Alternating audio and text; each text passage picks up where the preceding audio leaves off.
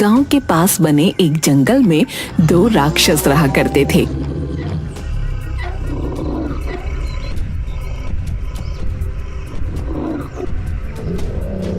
उन्हें जब भूख लगती गांव वालों का शिकार करते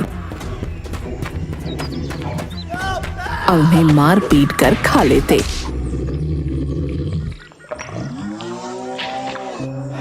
जिसके कारण गांव के लकड़हारे उनसे बहुत डरते थे। एक बार अनजाने में उन्होंने इंसानी वेश में नागराज कुमार को पकड़ लिया और उनका जादुई दीपक उनसे छीन लिया। नागराज कुमार, ये तो बड़ा अनर्थ हो गया। नागलोक के जादुई दीपक के कारण ही यहाँ उजाला रहता था। अगर दीपक नहीं मिला तो हमें अंधेरे में रहना होगा। सैनिकों, पिताजी को इसकी खबर नहीं होनी चाहिए। मैं उन राक्षसों को ढूंढकर दीपक जरूर ले आऊंगा। लेकिन नागलोक में अंधकार हो जाने के कारण नागराज कुमार का सर एक बड़े पत्थर से टकरा जाता है और वो बेहोश हो जाते हैं। दूसरी तरफ गरीब लकड़हारे बाबूलाल के घर में खाने को कुछ भी नहीं था। वो सोचने लगा, राम जी की कसम, मरना तो निश्चित है। या तो भूख से मरे या फिर जंगल जाकर मरे। जंगल जाकर मरूंगा तो कम से कम मन में यह तो रहेगा कि हमने परिवार के लिए मेहनत करी, वरना मरने के बाद भी खुद को माफ नहीं कर पाऊंगा। बाबूलाल की बीवी ने उसे घर में पड़े चोकर की 2 रोटियां और चटनी दे दी। एक हाथ में कुल्हाड़ी और एक हाथ में खाने पीने की पोटली लेकर बाबूलाल पेड़ काटने जंगल की ओर चल पड़ा। जब वो जंगल पहुंचा तो उसे दूर दूर तक कोई नहीं दिखा। वो सोचने लगा, राम जी की कसम, कितने बड़े बड़े पेड़ लगे हैं और दूर दूर तक पंछी भी दिखाई नहीं देता है। इन राक्षसों के डर से चिड़ियों ने भी जंगल में आना छोड़ दिया है। आगे जाऊं या यहीं से लौट जाऊं? डर के मारे तो हमारी चुटिया खड़ी हो रही है। राम जी की कसम। बेचारे बाबूलाल के सामने बार बार उसके परिवार का भूखा चेहरा आ जाता। हिम्मत करके वो आगे बढ़ा। उसे सामने एक पेड़ गिरा हुआ दिखाई पड़ा। राम जी की कसम, बीवी ने जो रोटी बनाई है खा लेते हैं। कहीं ऐसा ना हो कि भूखे ही मर जाएं। फिर आगे बढ़ेंगे और पेड़ काटेंगे। देखें हमारी किस्मत में क्या लिखा है राम ने। बाबूलाल ने अपनी पोटली खोली। पोटली खोलते ही रोटी, चटनी और प्याज की महक चारों तरफ फैलने लगी। कुछ ही दूरी पर दोनों राक्षस भी पेड़ पर बैठे हुए थे। काफी दिनों से कुछ ना खाने के कारण उन्हें भी बहुत भूख लगी थी। भैया, गलती से हमने नागलोक का दीपक छीन लिया है। नागों के डर से यहाँ छुप कर बैठे हैं, लेकिन इस सुगंध ने तो मेरी भूख को और भड़का दिया है। अरे भैया, लगता है कोई मानव खाना खा रहा है। मुझे तो मानव के मांस की भी सुगंध आ रही है। चलते हैं और देख कर आते हैं कि किसकी इतनी हिम्मत है जो जंगल में हमारा खाना बनने आया है। वह देखो भैया, वह मानव जाति का जानवर पेड़ के नीचे कुछ खा रहा है। कौन हो तुम? तुम्हें डर नहीं लगता? यहाँ पर बैठकर क्या खा रहे हो? आज तो तू गया बाबूलाल। अजी, आपने भी क्या पूछ लिया? मैं गरीब क्या खाऊंगा? सूखी रोटी और चटनी, यही तो हमारी किस्मत है। राक्षसों ने मानव गोश्त के सिवा कभी कुछ नहीं खाया था। ये नई चीजों को देखकर उनके मुंह में पानी आ गया। उन्होंने बाबूलाल से कहा, बाबूलाल भाई, क्या तुम अपनी रोटी हमें दोगे? राम जी की कसम, भगवान झूठ ना बुलाए। हाथी के जैसा तो शरीर है आपका। भलाई छोटी छोटी 2 रोटियों से आपका क्या होगा? अरे भैया, अगर यह रोटी तुम हमें दे दोगे तो हम तुम्हारी जान भी बख्श देंगे और तुम आराम से लकड़ी काट कर अपने गांव वापस चले जाना। हे भगवान, क्या मुंह दिखाऊंगा गांव में जाकर? वैसे भी मेरे घर में तो बिल्कुल अंधेरा होगा और भूखे मर जाएंगे सब लोग। तो फिर कोई दिया जलाने वाला भी नहीं होगा। अरे वाह, क्यों ना नागलोक का दीपक हम इस मानव को दे दे। अगर दीपक इसके पास रहेगा तो खतरा भी इसी को होगा और हमारी मुसीबत टल जाएगी। बहुत बढ़िया छोटे, तू कमाल कर दिया। चल ला, दीपक किसी को दे देते हैं और इसके बदले में इसका खाना ले लेते हैं। इस मूर्ख को क्या पता कि यह अपनी मौत ले जा रहा है। तुम्हारे घर में कभी अंधेरा नहीं होगा मैं तुम्हें यह जादू का दीपक भी दे दूंगा। यह तुम्हारे घर में कभी अंधेरा नहीं होने देगा। बाबूलाल ने मन ही मन सोचा, इन्हें मना करने का मतलब है मौत। राम जी की कसम, अपनी कटी हुई लकड़ियां और जादुई दीपक ही लेकर घर चलता हूँ, इसी में खैर है। दीपक और लकड़ियां उठाकर वो घर पहुंचा।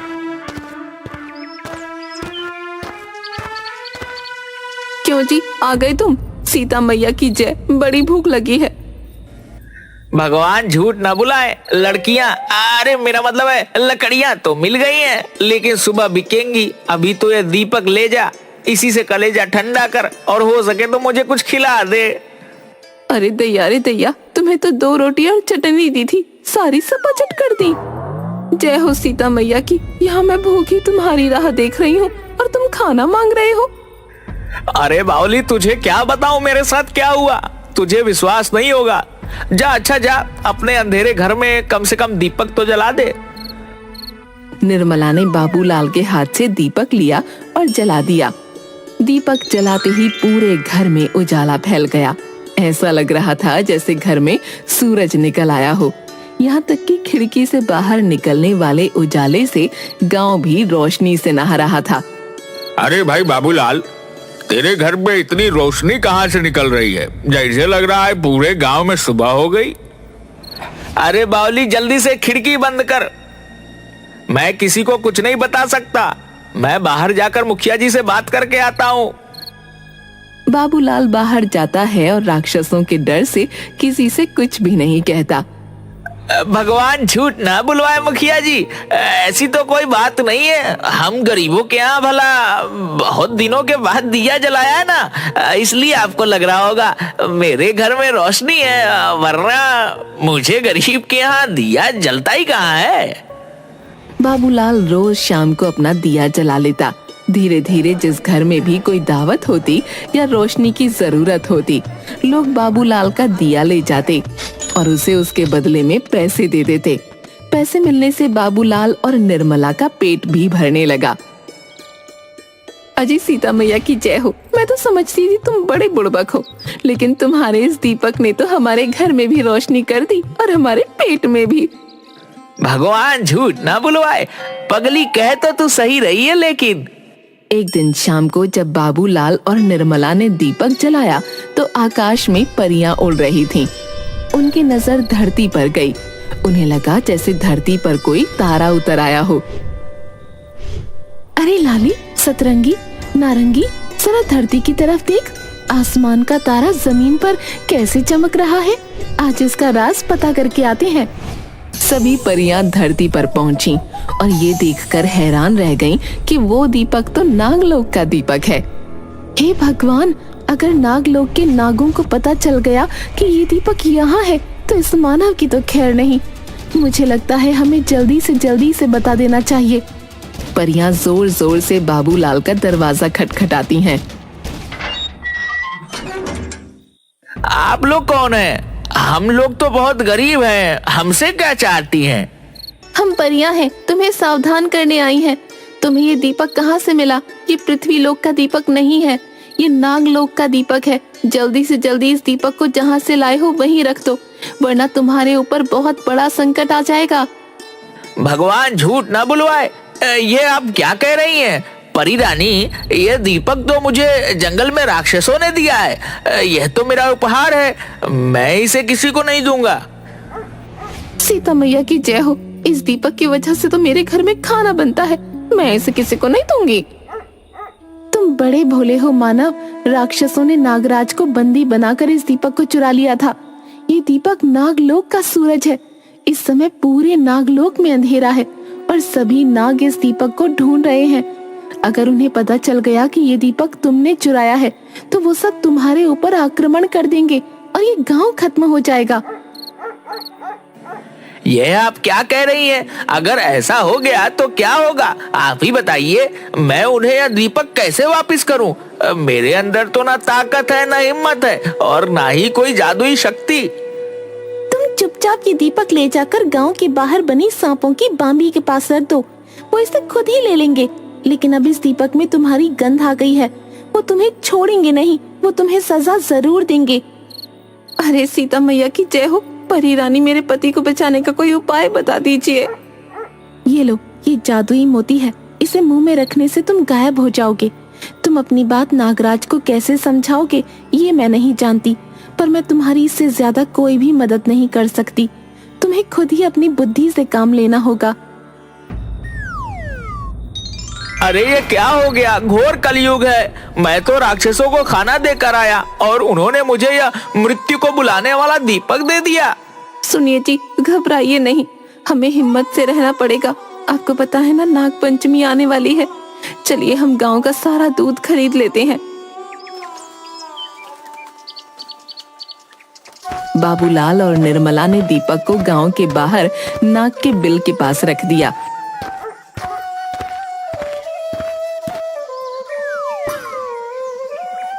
और गांव का सारा दूध खरीदकर घर के अंदर छुप गए। कुछ ही देर में दीपक नागलोक के सांपों को मिल गया। हमारे दीपक को जरूर किसी मनुष्य ने छुआ है। उसके अंदर से मनुष्य की गंध आ रही है। जिसने हमारे दीपक को चुरा कर नागलोक में अंधेरा करने की कोशिश करी है, उसे हम कभी नहीं छोड़ेंगे। उसे इस घनघोर अपराध की सजा जरूर मिलेगी। सभी नाग बाबूलाल की खुशबू को सूंघते हुए उसके घर की तरफ चल पड़े। दूर से ही सांपों की फुफकार की आवाज आने लगी। सभी गांव वालों, आप सभी एक एक कटोरा दूध मेरे घर के चारों तरफ रख दीजिए और सभी अपने अपने घरों के दरवाजे बंद करके अंदर छुप जाएं, जब तक मैं ना कहूं कोई बाहर नहीं आए। गांव पर एक भयानक संकट आया है, लेकिन मैं आप सबको इस संकट से बचा लूंगा। सभी गांव वाले बाबूलाल के घर के चारों तरफ दूध ही दूध रख देते हैं। निर्मला पूजा की सामग्री लेकर बाहर बैठ जाती है। जैसे ही सांप घर की तरफ आते हैं, वो कुमकुम, रोली, चंदन से उनका टीका करने लगती है और दूध का प्रसाद देती है। हम जानते हैं तुम हमारे अपराधी की पत्नी हो और उसे बचाना चाहती हो। देखो बेटी, हम तुम्हें कुछ भी नहीं करेंगे, बस तुम हमारे अपराधी को हमारे हवाले कर दो। निर्मला घर के अंदर जाकर दरवाजा बंद कर लेती है। इंसानों की पत्नियां इतनी आसानी से अपने पति को हमारे हवाले नहीं कर सकती। सैनिकों, आप सभी अपने फन से इस दरवाजे को तोड़ दीजिए। नागराज के हुक्म से सभी नाग अपने फनों को बाबूलाल के दरवाजे पर मारने लगते हैं और उनके विष से बाबूलाल का दरवाजा नीला पड़ जाता है। तभी बाबूलाल मुंह में परी का दिया हुआ मोती रखकर अदृश्य हो जाता है और बाहर निकलता है। नागराज आपकी जय हो। आप अपनी पूरी सेवा के साथ हमारे घर में आए हैं। मैं तो धन्य हो गया कि मुझ जैसे साधारण इंसान को आपके दर्शन हुए। मानो तुमने हमारे दीपक को छूकर बहुत बड़ा अपराध किया है। तुम्हें इसका दंड जरूर मिलेगा। महाराज, मैं एक गरीब और कमजोर लकड़हारा हूँ। लकड़ियाँ काट कर पेट पालता हूँ। भला मुझ में इतनी हिम्मत कहाँ कि आपका दीपक चुरा सकूं। मैं तो लकड़ियाँ काटने जंगल में गया था, 2 राक्षसों के पास। मैंने यह दीपक रखा हुआ देखा। यह सच कह रहा है महाराज, 2 राक्षसों से ही इसने दीपक छीना था। अगर यह सच है तो भला तुम इतने कमजोर इंसान राक्षसों से दीपक कैसे ले आए? महाराज, जैसे ही मुझे पता चला यह दीपक नागलोक का है, मैंने अपने प्राणों की बाजी लगा दी और दीपक लेकर घर आ गया, क्योंकि मुझे पता था कि आप दीपक को ढूंढते हुए जरूर आएंगे और मुझे दर्शन देंगे। मैं आपका बहुत बड़ा भक्त हूँ। अगर तुम इतने ही सच्चे हो तो हमारे सामने आकर बात क्यों नहीं करते? महाराज, पहले आप दूध ग्रहण कीजिए, मैं आपके सामने ही हूँ। परिया भी मेरी सच्चाई जानती थी। उन्होंने मुझे जादुई मोती दिया ताकि आपके सामने आने का साहस जुटा सकूं। बाबूलाल ने अपने मुंह से परी का दिया हुआ जादुई मोती बाहर निकाल दिया और नागराज के सामने नजर आने लगा। तुम तो सचमुच बड़े ही निर्बल दिखाई देते हो, फिर भी तुमने राक्षसों से युद्ध करके हमारा दीपक वापस ले आए। हम तुमसे बहुत खुश हैं। आज के बाद हमारे गांव के नाग इस गांव की रक्षा करेंगे। अपनी चतुराई से पूरे गांव की रक्षा की है और आज से नागलोक भी हमारा दोस्त बन गया है। इसलिए हम बाबूलाल को इस गांव का मुखिया बनाते हैं। इस तरह बाबूलाल ने अपनी बुद्धि का इस्तेमाल करके पूरे गांव की रक्षा की और बदले में नागराज से हीरे मोती जवाहरात का उपहार भी पाया और गांव का मुखिया भी बन गया।